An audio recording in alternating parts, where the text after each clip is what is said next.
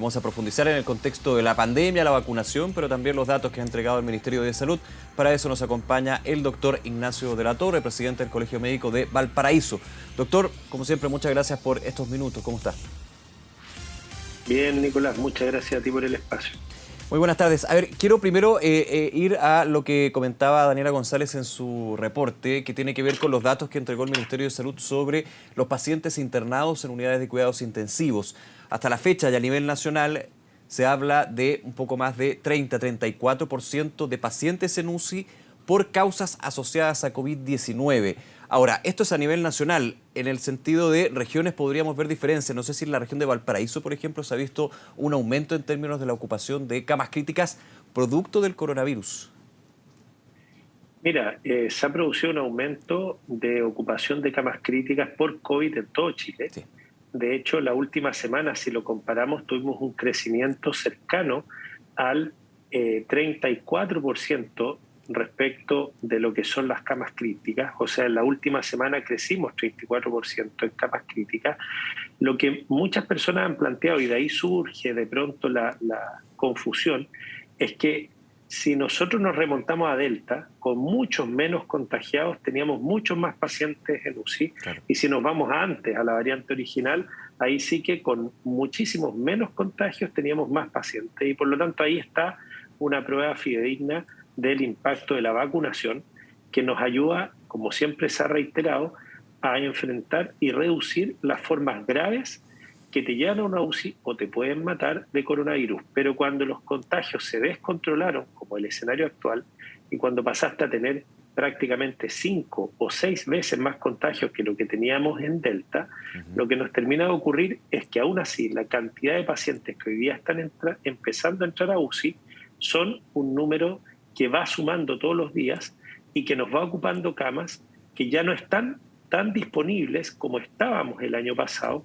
porque cada vez nos cuesta más habilitar camas satélites o camas supernumerarias para poder dar atención de salud a los pacientes, principalmente por que falta dotación en los sistemas de salud y falta gente que esté disponible para poder contratarse, porque muchas personas están con licencia, otros están con feriados legales, algunos equipos de salud más de 2 años sin tomar vacaciones, entonces cuesta realmente conseguir y habilitar estas camas mucho más que antes.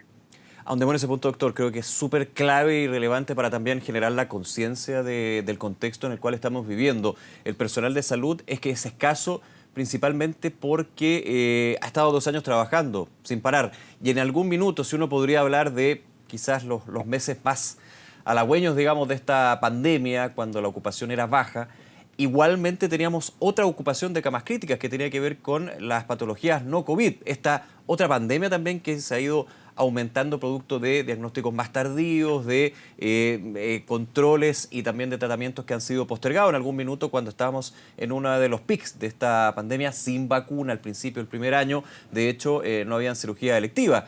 ¿Cómo también se ha podido manejar esto y cómo se ve desde el Colegio Médico esta situación donde se mezclan 2 puntos? Lo que se viene arrastrando en términos de la red asistencial y también el desgaste que ha tenido el personal de salud, que justamente llega un minuto en que le tenemos que exigir aún más, y ese es el gran problema.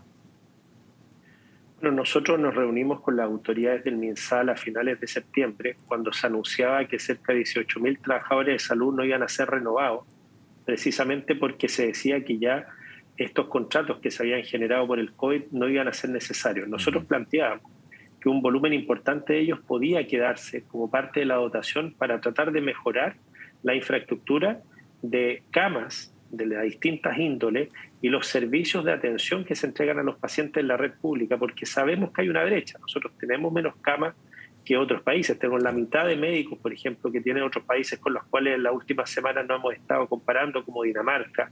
Tenemos menos enfermeras que el promedio de la OCDE, menos camas básicas, medias y críticas que la OCDE. Y por lo tanto, en septiembre el planteamiento era: aprovechemos el impulso a la gente que trajimos y mantengamos robustecida nuestra red de salud. ¿Para qué?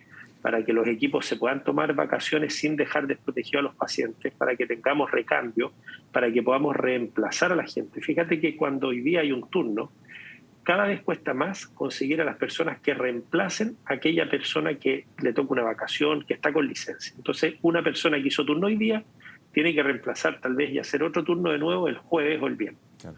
Cuando tú llevas 6 meses, un año a ese ritmo, la probabilidad de que tú termines agotado con un síndrome como el burnout, o sea, verdaderamente quemado por dentro, desensibilizado, desesperanzado, con falta de un interés verdaderamente agotado por seguir en tu profesión, empiezan a producirse renuncias, personas que prefieren dejar de trabajar en el sistema público o privado y que prefieren tomar un periodo de descanso prolongado. Y esto no solo en Chile.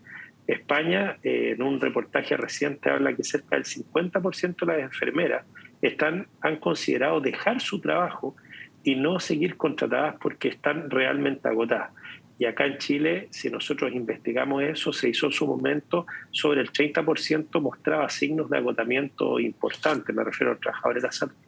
Ujú. Y también potenciando, me imagino, algo que es una brecha, como usted decía, doctor, me imagino, de lo que se tiene de la historia del sistema de salud pública, que ha dado el hombro, que se ha puesto con todo en esta pandemia, pero tiene muchas brechas desde hace mucho tiempo. O sea, antes de la pandemia hablábamos también muchísimas veces de el desincentivo de los funcionarios de la salud, por ejemplo, a estar en el sistema público y optar por el sistema privado, desde el sueldo, desde las condiciones. Ahora esto me imagino que es un catalizador bien negativo lo que está sucediendo con la pandemia y el escenario que usted comenta, ¿no? Sí, con un pequeño paréntesis, creo, en nuestra época, Sí, probablemente las brechas que tenemos de salud tienen 40 años de historia. No quiero que parezca que esto es un problema de sí, por este supuesto. gobierno. Y es un problema que transversalmente tenemos que resolver como sociedad, porque nos interesa, hemos dado pruebas concretas de que nos interesa tener un sistema de salud donde nadie quede atrás, donde no sea la capacidad de pago del individuo el que determine el acceso y la oportunidad en que él puede tener salud. Y en esa misma línea, evidentemente que un sistema de salud pública que recibe un financiamiento que es insuficiente, que es menor que los gastos que tienen, desincentiva a los equipos, no tanto por el sueldo, porque ese es Ujú. un factor, Es solamente un pero factor, hemos ¿ah? visto Yo lo pongo como un factor y creo que, sí, y lo hemos comentado varias veces, es una parte de todo un problema que se va arrastrando e insisto, creo que se va desgraciadamente potenciando con el nivel de presiones que tenemos por todos lados para el sistema. y tú me permites hablar precisamente de otro factor y es, eh, muchas veces se tiende a pensar que las personas actúan solamente por un incentivo económico y creo que los trabajadores de la salud han demostrado un compromiso y una vocación que da prueba de que hay otras fuerzas que comprometen y que motivan a la acción. Pero en las últimas semanas hemos visto algunas situaciones de violencia Ujú. hacia los equipos de salud que realmente a mí me impactan negativamente. De la misma forma que en algún momento veía con incredulidad cómo algunas personas agredían a bomberos, por ejemplo, cuando llegaban a un incendio. Yo no sé dónde estamos fallando como sociedad, pero cuando un país, sus ciudadanos, enfrentados a situaciones de crisis, responden con violencia frente a las personas que nos quieren ayudar, creo que ahí tenemos una tremenda tarea como sociedad de algo que tenemos que construir todos juntos y es una mirada en la cual el trabajo colaborativo y no la competencia es lo que nos ayuda a formar redes más potentes. Entonces, los equipos de salud, yo entiendo la frustración de los pacientes y de sus familias. Cuando un familiar, un ser querido, está 6 horas sentado en una sala de urgencia y no lo atiende. Pero no es que la gente adentro no la atienda porque no quiere. Los trabajadores están con la misma frustración de tener todos los boxes de atención llenos de personas que están esperando una cama, no tener un espacio para atender dignamente a un paciente, haber tenido que construir una frase, por ejemplo, que se llaman hospitalizaciones verticales, que es un eufemismo para decir que alguien está hospitalizado sentado, Ujú. y finalmente todas esas situaciones que se han ido normalizando por la falta de recursos, de infraestructura, de equipamiento, de talento humano que esté disponible para trabajar ahí, todo eso impacta negativamente en la moral de los equipos de trabajo. Y esa es la que yo quería apuntar, que la moral de estos equipos se ve deteriorada cuando en el Hospital del Pino, por ejemplo, llegan 9 personas baleadas el fin de semana. Los equipos de salud lo que quieren es asistirlos y ayudarlos, pero cuando se parapetan, ¿no es cierto?, para protegerse, porque entran familiares y conocidos que lo que entran a hacer es entrar con armamento y exigir que quieren ver a las personas que están heridas, ponen en una situación de absoluta inseguridad a las personas que ahí están trabajando. Imagínate lo difícil que debe ser Sí, claro. levantarte en tu turno siguiente y decirle a tu familia, sabes que voy a ir a ese hospital donde tal vez no Después de lo que vuelva. pasó. Es súper complicado. Sí, y son hechos de violencia, quizá este que está apuntando usted del Hospital El Pino, eh, totalmente irracional, delictual ya por el hecho de llevar armas, digamos, pero es uno de los más extremos que hemos visto, pero de una seguidilla de otros eventos. Y digo eventos por poner un nombre, digamos, más académico, pero de todas maneras situaciones donde se ha agredido a personal de salud, no solamente a médicos, sino a enfermeros, también a personas administrativos. Eso es bien complicado y eso también tiene un tema bastante más de fondo. Quería llevarlo a otro tema, doctor, dentro de las distintas ópticas que estamos abordando sobre esta pandemia y tiene que ver con lo que veíamos el día de hoy. Hay un nuevo hito, dijo el presidente Sebastián Piñera, con respecto al proceso de vacunación, la segunda dosis de refuerzo para mayores de 55 años. ¿Cómo evalúa desde el Colegio Médico este proceso que ha sido celebrado, que obviamente no debe dar una falsa seguridad, porque sabemos el efecto que tiene, pero de todas maneras el llamado y disuadir a aquellos quienes todavía no se vacunan, por ejemplo? Mira, el primer problema que tenemos es que cada vez que se han montado nuevas dosis, el número de rezagados va aumentando. Sí. Cuando partimos con la primera dosis logramos llegar a cifras sobre 95% de cobertura y ya en este momento estamos cerca de un 10% de personas rezagadas para la tercera dosis o el primer refuerzo. Entonces uno de los problemas que está ocurriendo es que hoy día sabemos que esta dosis de refuerzo, la primera, permite, tal como lo decía la infectóloga en la nota que ustedes presentaron previamente, permite evitar esta disminución de la inmunidad contra COVID. Y está demostrado que disminuye entonces las formas graves, la muerte y también el riesgo de contagio por coronavirus. Entonces, es importante insistir en que esta tercera dosis, los cerca de 3 millones de chilenos y chilenas que tienen más de 18 años y no se la han colocado, el primer gran paso que pueden hacer para ser solidarios con los equipos de salud, para ayudarnos a ayudarles, para tener la mejor inmunidad posible, con un bajo nivel de riesgo para ellos, es poner el bracito tercera dosis. Luego, enfoquémonos entonces en ellos, que son un grupo muy importante y que en este momento está desprotegido o con una baja protección contra el virus. Y adicionalmente hemos iniciado, y el gobierno dio pie a esta vacunación a los mayores de 55 años con un calendario bastante bien difundido, y lo que esperamos es que las personas que les corresponda su cuarta dosis puedan asistir a colocársela porque, tal como lo planteaban en la nota, sabemos que la inmunidad va a ir decreciendo y estos son refuerzos o booster que nos ayudan a que tu inmunidad sea la óptima. Este es el cinturón de seguridad.